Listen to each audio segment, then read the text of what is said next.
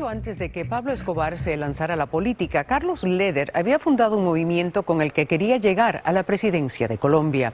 Su candidato era un poeta defensor de la marihuana. Y también mucho antes de que Escobar construyera su famosa hacienda con zoológico, Leder levantó un lujoso refugio rodeado de animales. Yesid Vaquero nos cuenta cómo fue el regreso triunfal de Leder a Colombia.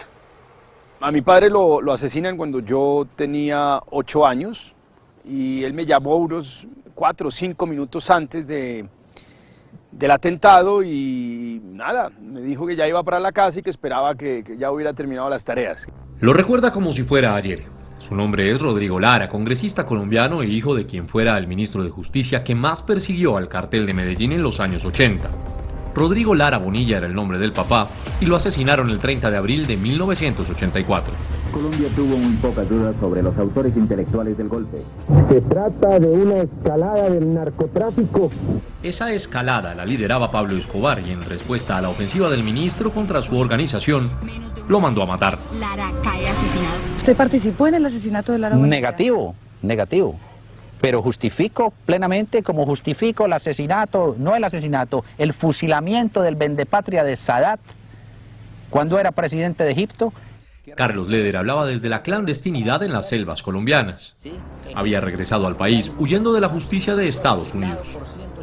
Su isla, su fortaleza, fue ocupada por el gobierno de Bahamas. Las reporteras colombianas Ana Cristina Navarro y María Luisa Mejía lograron entrevistarlo en un lugar remoto en los llanos de Colombia. Yo creo que él lo que quería era aparecer. Necesitaba que se supiera que estaba vivo, que se supiera que estaba activo. A Armenia, su pueblo natal, volvió con fama de visionario y según su biógrafo, pocos sabían de sus antecedentes en el narcotráfico. Era que era ladrón de carros en los Estados Unidos.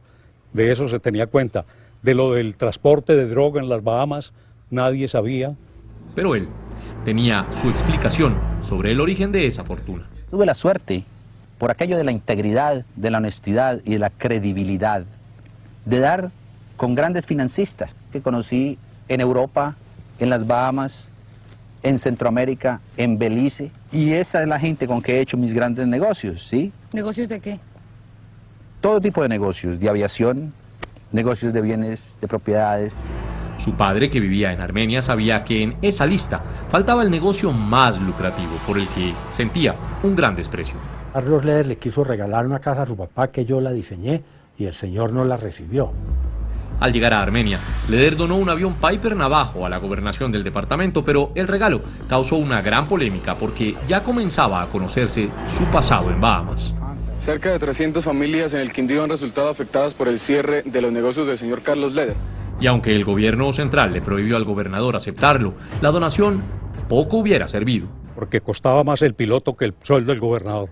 Al poco tiempo, Leder anunció su gran obra, la Posada Alemana, un lujoso complejo vacacional cuyas características no se habían visto hasta ese momento en el país. Era una obra de arte hecha en madera. La fecha de inauguración fue el 8 de diciembre de 1981, segundo aniversario de la muerte de su ídolo, John Lennon. La ceremonia se realizó frente a una estatua del músico. Era horrible. Era un John Lennon flaquito, cabezón y muy poco atractivo. El obispo Darío Castrillón, quien décadas después fue considerado posible sucesor del Papa Juan Pablo II, bendijo la Posada Alemana el día de esa inauguración. Esta plazoletica acá. Raúl Forero, quien trabajó años en el lugar como mesero, lo recuerda. Bueno, Monseñor Castrillón empezó a tirar el agua bendita sobre los participantes y a dar la bendición de estas instalaciones. Este lugar fue una de las primeras demostraciones del poderío que tenía Carlos Leder. Tener tierras como esta, llenas de lujos, inspiraron incluso a otros grandes capos como Pablo Escobar, que según dicen, se inspiró en Leder y en este terreno para hacer la hacienda Nápoles. Y es que mucho antes de que Pablo Escobar se hiciera famoso por el zoológico de su hacienda Nápoles, Leder había montado el suyo, como lo explica el encargado de los animales, a quien le decían el pajarero. 32 pájaros, 2 leones y 2 cóndores, 7 llamas. Los socios del cartel de Medellín los visitaban esporádicamente. La familia Ochoa venían cada 8 días. Forero cuenta además que por esos días atendió a Pablo Escobar en el restaurante. Una vez atiendo a Carlos Leder como con 15, 20 personas. Ellos venían como de haber hecho uno de sus negocios. Veo que detrás de la silla de Carlos Leder hay un maletín ejecutivo lleno de dólares. Yo me asusté, yo cogí eso y yo salí. Y a don Carlos se le quedó esto y dijo, sí, muchas gracias. Andaba en autos lujosos y así como organizaba fiestas y orgías con jóvenes, también hacía bingos con grandes premios para sus trabajadores. Fui testigo de la calamidad que hubo de toda una generación de jóvenes de buena familia, de mediana familia, de regular familia, que en el Quindío andaban con Leder. Él estaba ofreciendo dinero para que cualquier mujer de esta región le dieran un hijo varón. Tenía un auto, bueno, negro, algo parecido a lo que en aquella época era el auto fantástico. Lope Medina, quien fuera fotógrafo de la revista Semana, estuvo en la inauguración de la posada y logró asomarse a la habitación de Leder.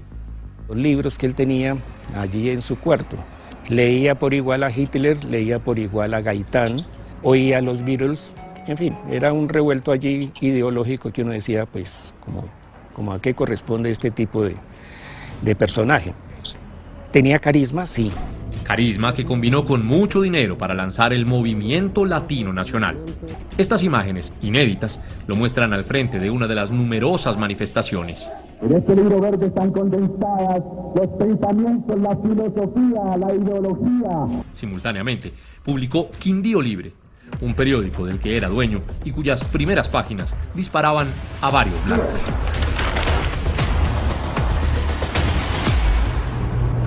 Y aunque Carlos Leder fue uno de los primeros colombianos extraditados a Estados Unidos y pagó años de cárcel, aún hay quienes piensan que él era mucho más que un narco, o por lo menos, no uno como los demás.